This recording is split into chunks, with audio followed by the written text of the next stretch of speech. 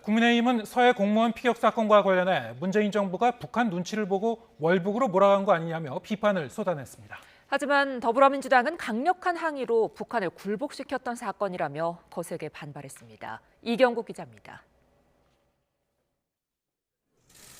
윤석열 대통령은 서해 공무원 피격 사건이 월북 시도 때문이었다는 판단이 뒤집힌 것과 관련해 직접 관여할 문제는 아니라면서도 향후 후속 조치를 지켜봐달라고 밝혔습니다.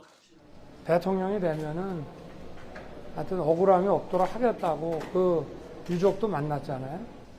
거기에 따른 후속 조치인데 앞으로 더 진행이 좀 되겠죠. 여당인 국민의힘은 당시 정권을 잡고 있던 문재인 정부를 겨냥했습니다. 섣부른 판단으로 숨진 공무원에게 월북 딱지를 붙인 공작 사건이란 겁니다. 해경이 수사를 시작하기도 전 월북으로 결론 내렸고 이는 당시 북한과의 대화 국면을 이어가기 위함이었을 거라는 주장도 나왔습니다. 이렇게 강큰 행위를 할 수 있는 것은 빽이 있어야 되고 그게 청와대 말고 어디가 있겠어요.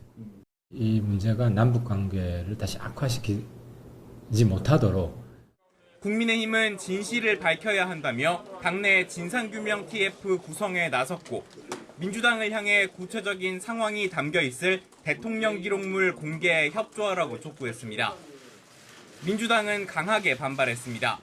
당시 문재인 정부가 즉각 강력히 항의했고 김정은 국무위원장의 사과까지 끌어냈다며 북한 눈치를 봤다는 주장은 사실이 아니라고 반박했습니다. 북한을 굴복시킨 거잖아요. 우리 국민이 북한 군인에 의해서 희생됐고 그걸 항의했고 그 사과를 받았습니다.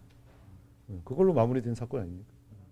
또 기록물 공개에 협조할 생각이 없다면서 민생 위기가 심각한데 대통령까지 나서 과거 사건을 꺼낸 데에는 정치적 의도가 있는 거 아니냐는 비판도 나왔습니다.